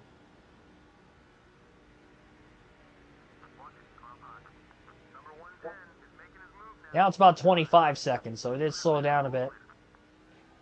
That's a little bit better.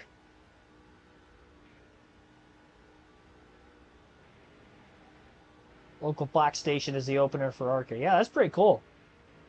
It's good for them to get the notoriety. Big for Speed Week, too, to have a lot of local big Fox coverage for all that.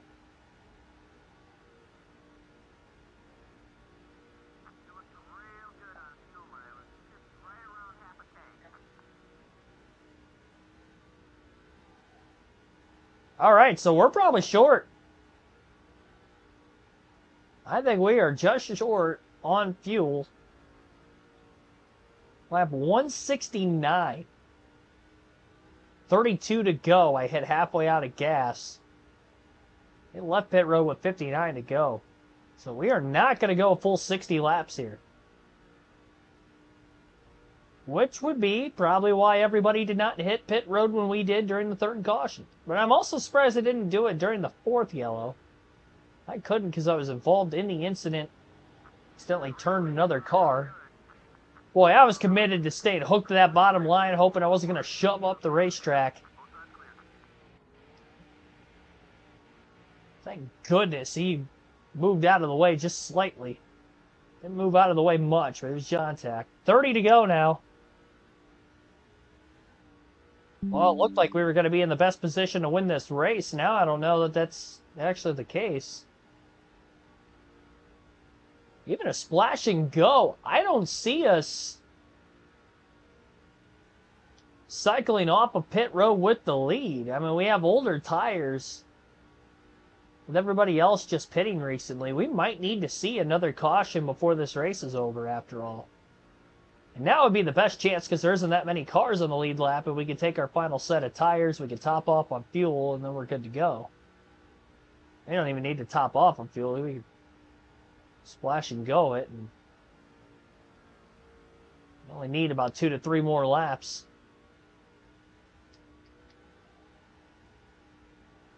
Definitely want to run this out as far as we can, that's for sure. Reed Sorensen blowing an engine in the 41. Juicy Fruit Machine.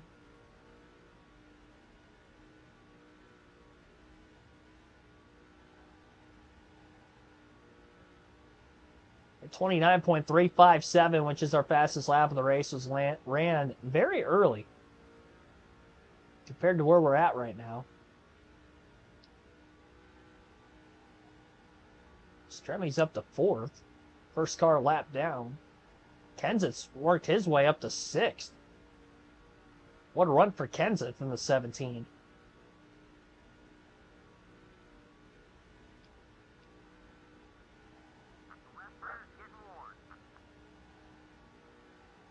I get the idea to just kind of pit now and catch them on the back burner. But this is going to be better for us because there aren't that many cars on the lead lap. So we could pit, take fresh tires, and we'd restart right there behind them in 3rd. The 4th place car would be the tail end of the longest line. with the free pass.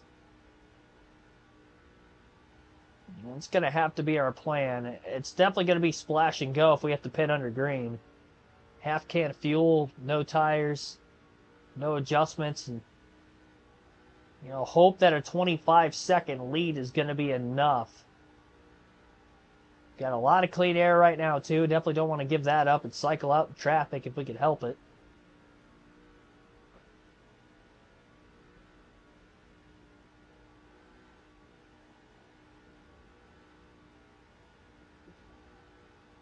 Billy Kramer, thanks for tuning in.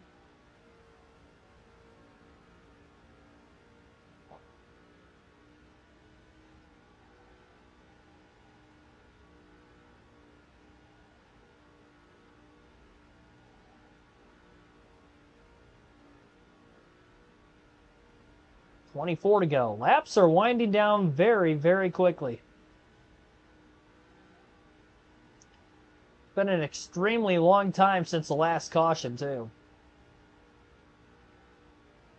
Could go well over 90 laps without a yellow if it stayed green to the end.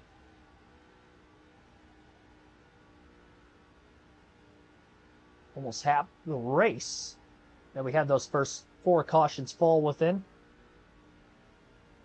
When did I last pit? 59 to go. I would have thought that was going to be enough to make it to the end. I really stretched the fuel window out. Maybe I could have went another lap or two, but I didn't want to risk it. I feel like it's a lot harder for me to tell in this game exactly how far I could go on fuel. I had it down to a T with the old fuel light. The way that indicator was, which was pretty much the same from 05 through 07. This one's a little different. It starts flashing on you, and you can't go 4+ laps like you could at other tracks. It seems like most tracks in this game, it starts flashing. You might want to pit within a lap or two. And at least that's what I've done to not run out of gas. I also don't want to risk that either. I'm not going to know exactly how far we can go until I run out of gas one day, but haven't done it yet. Still about a 25-second lead, 24.8, 24.9, 25 flat. 21 laps to go. It's a shame that Truex is going to lead all these laps with this pit strategy, too. Our tires are really starting to wear out, but still can't take tires if we catch a caution. Or, sorry, if we pit under green, because we're definitely not going to cycle out in the lead if that is the case.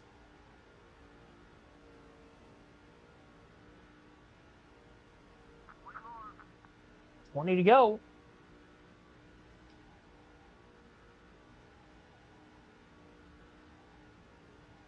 Well, the cautions have fallen Truex's way so far here tonight. Will he get one more that'll fall his way here in the last 20 laps as well?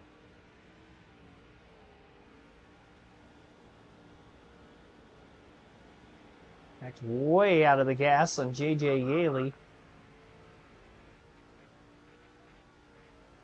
Pass made on the 1 car.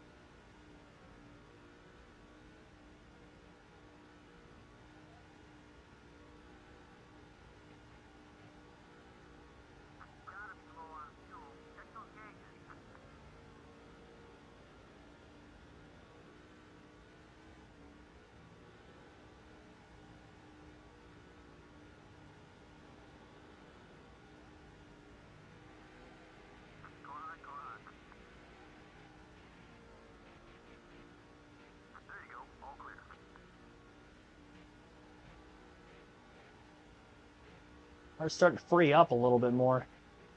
Last time when the tires were getting older, it was starting to tighten up. I didn't make any adjustments during the last stop, but I think you're good on fuel. I don't think I am. Because we hit halfway out of gas with 31 laps to go. Actually, I think it was 32. I think we had 32 laps to go when I hit halfway out of gas, and we left pit road with 59 laps left. Less than a quarter tank of gas left, and we still got 17 laps left. By the way, that last lap lead just clinched us the most laps led in the race, so I kind of figured with this strategy we were going to be able to do that. With a little less than 20 to go, we have clinched the most laps led. So it'll be a 10 bonus point performance no matter where we finish here. 2 to 3 laps shy on fuel for Martin Truex Jr. with 16 laps to go. I think we've got a top 3 locked up in the bag. Still getting a little loose. I don't like that. Can't start giving up time. So fortunate we've had so much of a clean track since we left pit road that last time. Catching lap cars few and far between. Oh boy. Nah. I can't do that. I'm losing too much time when I do that. I'm hurting the tires too.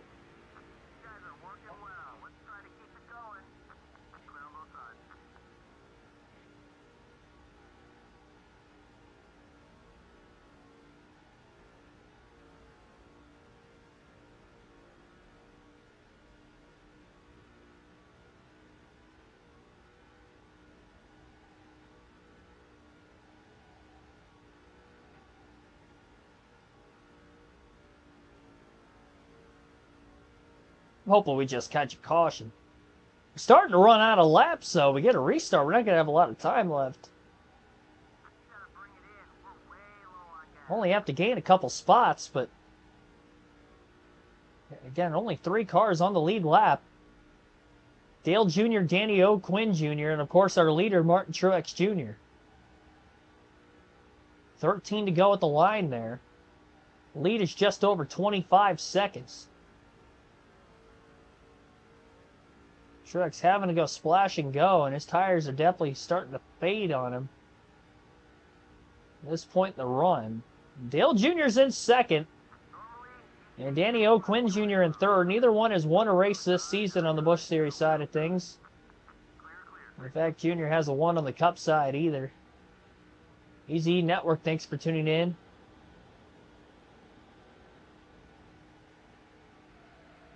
Oh my gosh, yeah, that was a big hit.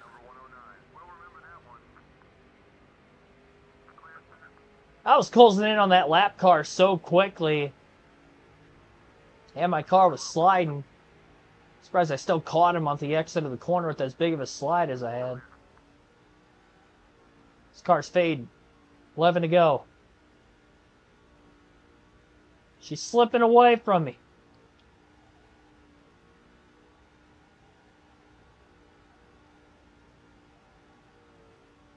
Out early enough to pass him. I don't think I'm going to have the speed to do that, though. Because I'm going to have older tires. And the hope is to stay out and catch a caution so I can pit for tires, because we still have one more set left. Obviously, as ill handling as the car is right now, I don't think I'm going to be able to hold the lap time down enough. Hang on to it. Come on. We'll be struggling like this the rest of the race regardless. Unless we catch that caution. I can't be the cause of the caution, though. That's the problem.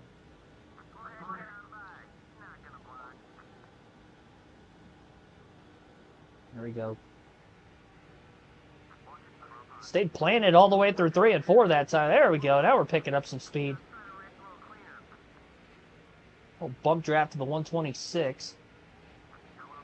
I clipped the apron. I clipped it. Oh, so straight. Oh. Oh, that is terrible. That was not what we needed to have happen there. Oh, man, that's not the way I wanted the caution to come out. I feel terrible. Yeah, I clipped the apron. I drifted up into the lapper, and around we went. I mean, it was... Man, I'm going to have to pit because I'm going to be short on fuel. But I hate to pit for, you know, the fuel purposes here. Fuel or tire purposes under the cautions like this when I cause them, because it's an unfair advantage. Because now we're going to have...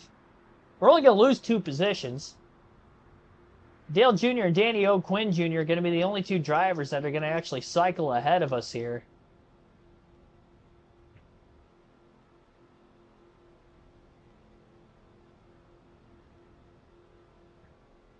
And now we're going to be right behind him.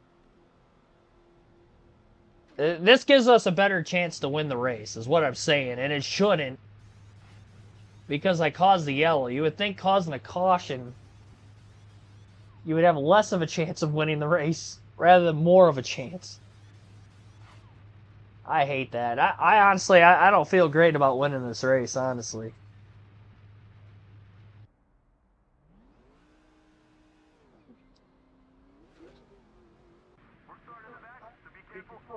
Maybe Dale Jr. holds on and wins it for DEI that way instead. We'll see. Oh, how many laps are going to have left here? Only 5 to go. Green flag is back in the air. Not sure who would have gotten the free pass in 4th. Hamlin right behind us, so he didn't get it. Looks like maybe Stremmy's back there too. I wonder if Kenseth got up to 4th before the caution. Somebody for DEI is going to have to win this race. And it's going to be very possible if Truex is able to get by the 17 of Danny O'Quinn Jr. They're side by side for position all the way through 3 and 4. Dale Jr. trying to put a gap on him now as they're side by side for second. 4 to go. And DEI is now 1-2. Oh, 4th place car is still a lap down. Never mind. Kenseth's back to 8th. So still only 3 cars on the lead lap. 3 to go this time by at Texas. Dale Jr. won his first career Busch race and his first career Cup race right here at Texas Motor Speedway. It's a track that loves to drive with this kind of equipment. The same kind of equipment he's in here today for DEI and the number 8. And Mark Truex Jr., although he's trying to close that gap on him, did a little bit off turn 2 that time. Got a little bit more getting into 3, but he drove it in so deep. Jr. on exit. A little bit better. Only 2 laps to go. This isn't going to be easy. I'm pushing right now. And Truex has fresher tires. I don't think there was that much damage from the slide that he had with the lapper.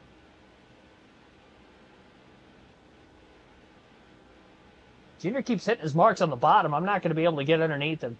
It was a great corner by Dale Jr. despite the fact that Truex closed the gap on him a bit. It's going to come down to the final lap of the race here at Texas. 1 lap to go, and Dale Jr. is holding on for dear life. Older tires. Truex clipped the apron a bit. Has the positioning on him.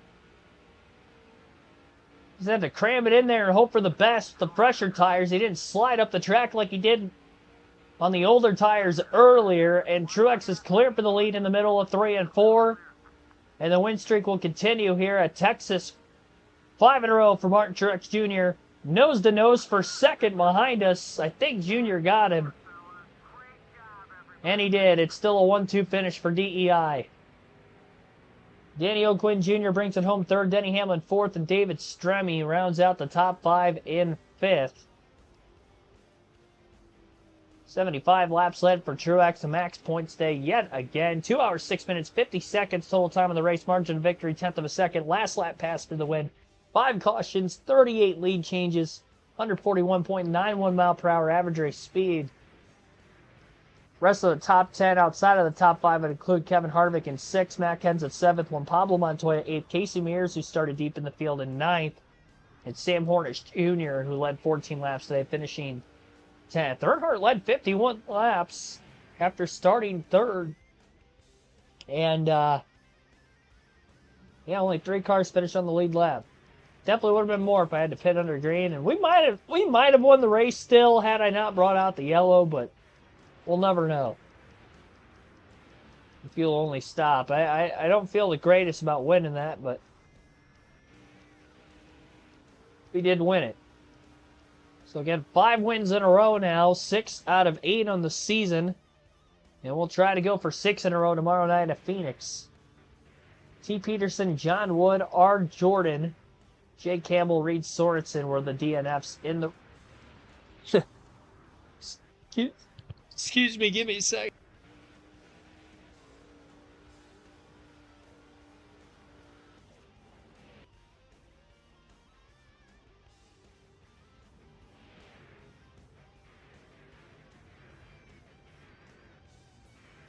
I'm good. It was only the second time I've coughed all stream. Again, still under the weather, but nowhere near as bad as I was the last time we streamed. I'm glad I made it as far as I did into it. I was trying to hold it all the way to the end there, and I couldn't. I held it to the end of the race, not the end of the stream, though. Race has to end before the start of the Super Bowl. It will. We'll start things at 5 p.m. Eastern tomorrow, and it's only going to be a 50% race at Phoenix. It'll be our last Busch Series 50% race of the season. And so it's only 100 laps, so we'll easily get it done before the Super Bowl. Yeah, a little Super Bowl kickoff, pregame kickoff for us right here on KRC. All right.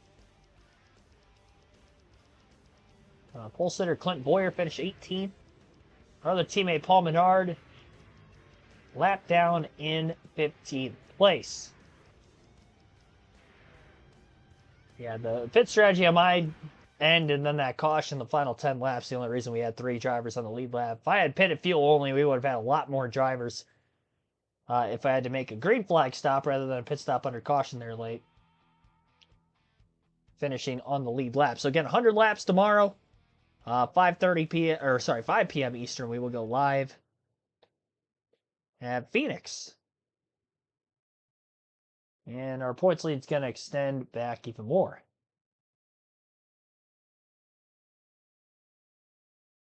Start at the back to equalize the tire advantage. Well, I started at the back because I qualified last. It wasn't because I chose to start back there. Qualifying's broken, so I'm going to start towards the back almost every race anyway. I think the truck race at Martinsville, I qualified like 14th or something. I still don't know how I did that. And the cup race at Martinsville, I didn't qualify well at all. Still got that frog in my throat, so I'm going to try to get through this quickly here. 1, 2, 3 for DEI and the points. How about that? I don't know if we're going to be able to stay there all season, but that'd be cool if we did. Dale Jr. 291 back in second. Paul Menard 303 back in third. And I believe actually coming into the night, Menard was third. Or second, rather, in points at 246 back, but he finished 15th. And again, I don't think he led any laps either. So he lost ground. Dale Jr. finishing second. A win, obviously, for Martin Truex Jr. Extends his points lead. Dale Jr. moves to second. I think Dale Jr. might have been fourth in points coming in, too. So I think he passed Cleaver and Earnhardt. Cleaver also finished out in the top 10 like Menard. All right. Thought you did not qualify on purpose. No, the qualifying's legitimately broken in this game. Clint Boyer ran a 28.4. There's no chance in hell. The fastest lap I ran in the race was a 29.3. So there's no way I could run that quick. Yet I had one of the fastest cars in the race. Qualifying at most tracks has been broken for me on this game. Junior won't run every race. Well, it might be our championship to lose here on the Busch Series. But the truck points are close. The cup points are close to Casey Kane. So we'll still have some battles there. And obviously the chase will reset things on the cup side of things if we did start to pull away, kind of like it did with the Dave Blaney season on NASCAR 7. Thanks for tuning in, everybody. Again, tomorrow night, 5 p.m. Eastern, we'll be live. Super Bowl pre-game kickoff stream for NASCAR 08. We've got NASCAR 08 for 4 more days. 3 more days, actually. And then Daytona Speed Week begins Wednesday night. Pole qualifying. Can't wait. Hope to bring you all. Well, I will be bringing you all the action. Hopefully, you guys will tune in for that from Wednesday night through the weekend. Next week for the Daytona 500. I'm excited. NASCAR's back. It's the biggest week of the year. Love doing this. It'll be the 3rd straight year of doing the commentary for Speed Week all the way throughout the season. And hopefully, I can do my best. And hopefully, I'm back to 100% by then. Kind of similar to the Rolex 24 deal where I had to get back to 100%. And I got back like 2 days before the stream. Hopefully I get back at least 2 days before the stream. It's getting close. I mean, we're 3 days out now, so it's a little shaky. Although I will say tonight, at least I only had to mute the mic twice for me to cough and stuff. So if I could get away with that, during a full live commentary stream, I guess I'll live. I can live with that.